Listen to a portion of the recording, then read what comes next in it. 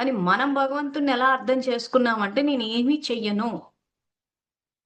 నా మటుకు నేను మిమ్మల్ని కూర్చుని పొగుడుతానని చెప్పి పారాయణాలు చేసేస్తున్నారు. అష్టోత్తరాలని చెప్పి, సహస్రనామాలని చెప్పి అంటే ఆయనని మిమ్మల్ని పొగుడుతాము. ఆ తర్వాత మీకు కావాల్సినవి వండి పెడతాము. ఆ తర్వాత మీరు పనులు చేసి పెట్టాను అంటున్నారు. ఆ రకంగా భగవంతుడు ఎప్పుడూ స్పందించడు. అలా మనం వండి పెట్టినయి తిని మనం ఇచ్చిన పని చేయాలంటే అందరికీ చేసి పెట్టాలి. చాలా మందికి ఎంతో మంది ముడుపులు కడతారు, చేస్తారు. ఏమి అవ్వట్లేదు కదా!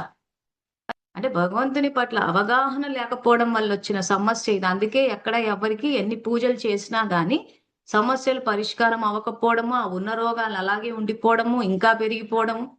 ఆ పూజలని జెప్పేసి, ఉపవాసాలని జేసి, కఠోర దీక్షలు జేసేసి, ఇంకా ఆరోగ్యాన్ని పాడు చేసేసుకోవడమే జరుగుతోంది తప్పితే, ఏదైతే భగవంతుడు సంతోషము శాశ్వతంగా ఉండడానికి మనం 2వ చాప్టర్‌లో తెలుసుకున్నాం. స్థితప్రజ్ఞుడన్న పదాన్ని వాడాడు. అంటే ఎప్పుడైతే మన బుద్ధి స్థిరంగా ఉంటదో సంతోషం శాశ్వతంగా ఉంటది. సో, సంతోషం శాశ్వతంగా ఉండే విధిని తెలియచేస్తున్నాడాయన. మనం ఆయన చెప్పిన విధిని పాటించకుండా మన సొంత విధులు పాటిచ్చేసి, భక్తి యోగంలో చెప్పిన అభ్యాస యోగం అన్నట్టు అర్థం లేని అభ్యాసాలు చేసుకుంటూనే తెలుసుకొని చెయ్యాలి భక్తిని. అవన్నీ నేను చెప్తాను రాబోయే క్లాసెస్‌లో. సో, ఇక్కడ భగవంతుడు శ్రీకృష్ణుడు ఎందుకు చంపనని అంటున్నాడంటే, ఇక్కడ మనం ఆయన ఒక రకంగా డాక్టర్‌గా ఇప్పుడు ఇందాక ఎగ్జాంపుల్‌గా తీసుకుంటే సమస్య మనలో ఉంది. చెడు ఆలోచనలు మనలో ఉన్నాయి. ఈరోజు మనము భగవంతుడిచ్చిన జ్ఞానాన్ని, ధర్మాన్ని దురుపయోగం మనం చేస్తున్నాం. శాసనాలను మనం ఉల్లంఘిస్తున్నాం. కాబట్టి మనమే ఇక్కడ మనలో ఉన్న ఈ చెడుని మనం సంహరించాలి. పదం ఏం వాడుతున్నారు ఇక్కడ భగవద్గీతలో? సంహరణ, హత్య కాదు. హత్య అంటే స్థూలం. ఎక్కడైనా పౌరాణిక గాథల్లో భగవంతుడు వాడేటప్పుడు సంహరణ అంటే ఆత్మకు వర్తింప చేయాలి. ఆత్మలో ఉన్న రాక్షసులని సంహరించాలి.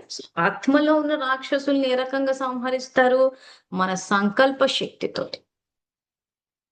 సో, ఇప్పుడు మనం ఇంతవరకు తెలుసుకున్న జ్ఞానాన్నంతా ఒక దగ్గర తీసుకొస్తే, ఈరోజు నాకు విషాదం ఉంది. నాలో ఉన్న చెడు వల్ల నేను శాసనాలను ఉల్లంఘించడం వల్ల, ఈరోజు నా జీవితంలో విషాదం కలిగినప్పుడు, భగవంతుడు నాకు ఆత్మజ్ఞానాన్నిచ్చాడు. సో, ఆత్మజ్ఞానాన్నిచ్చి, ఆ శక్తి మనలోనే ఉందని చెప్పినప్పుడు, నాలో ఉన్న శక్తితోటి నాలో ఉన్న చెడుని నేను సంహరించాలి.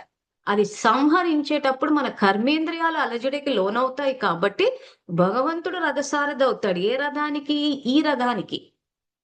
శరీరం అన్న రథానికి రథసారథి. అందుకే చిత్రం వేసేటప్పుడు ఎట్లా చూపిచ్చారంటే, ఆ గుర్రాలను చూపిచ్చంటే, మన కళ్ళు, ముక్కు, నోరు, చెవు, స్పర్శ ఎప్పుడు గుర్రాల్లా పరిగెడుతూ ఉన్నాయి.